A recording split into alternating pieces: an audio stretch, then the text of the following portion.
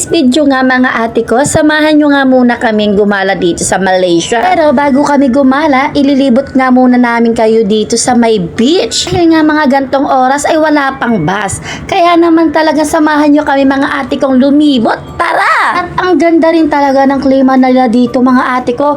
Kahit sobrang init na, napakalakas pa rin ng hangin talaga. Feeling mo hindi mo ramdam yung init na nakikita nyo dyan.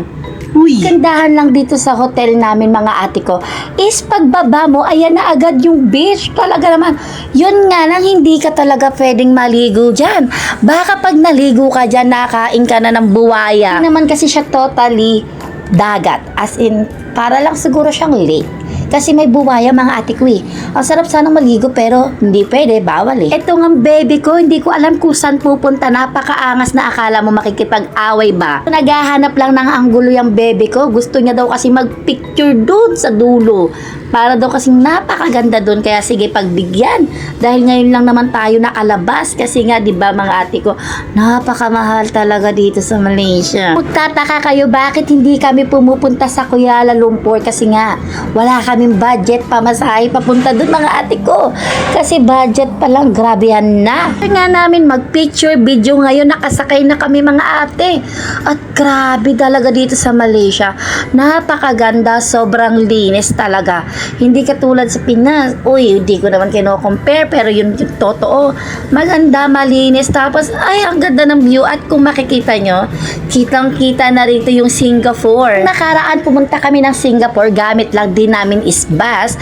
Pero ngayon, hindi na talaga kami makapunta kasi out of budget na mga ate ko. Sobrang ganda ng Singapore. Ngayon nga lang, hindi namin napuntahan yung pinakasikat sa Singapore.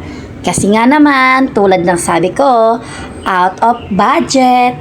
Hanggang ligo lang kami, swimming, yun lang yun. Yun namang araw ay pupunta kami sa night market dito sa Malaysia. Kasi naman, hindi talaga namin alam kung saan yung night market. And guys, look, that's the Singapore. Oh my God! Grabe! Dito talaga sa Malaysia, kahit gamitin mo train, bus, Singapore agad. Ayan na yung Singapore guys. Oh, yan na siya. Oh my God! Grabe ba? Isang tawid mo na lang, oh, tatawid ka na talaga sa Singapore. Kitang-kita mo na mga ate ko. Ganun lang kadaling pumunta sa Singapore. Siguro araw-araw kami nang dyan. Pero hindi mga ate ko. Dami kasing kailangan eh. Na nga namin marating yung aming destination. Papunta sa night market mga ate ko. Hinahanap na namin kung saan yung night market mga ate ko. Nagdire-diretso kami at sobrang ganda dito mga ate ko. Alam mo yun, sobrang linis. Wala kang makikitang kalat. Depende na lang siguro sa ibang lugar. Pero dito sa pinuntahan namin wala. At mga ate ko, Diyos ko, nagkandaligaw-ligaw kami dito. Pagod na kami nga, pawisan, and naligaw-ligaw na lang kami, kaya sabi ko mag-picture na nga lang kami, kasi di talaga namin alam yung night market, and nag-google kami, dinadala kami sa malayong lugar. Huy, grabe sa malayong lugar naman yan. Cover naman sa amin yan ng bebe ko, kasi nga kami dalawa ng bebe ko is mahilig naman, kasi talaga kami mag-adventure.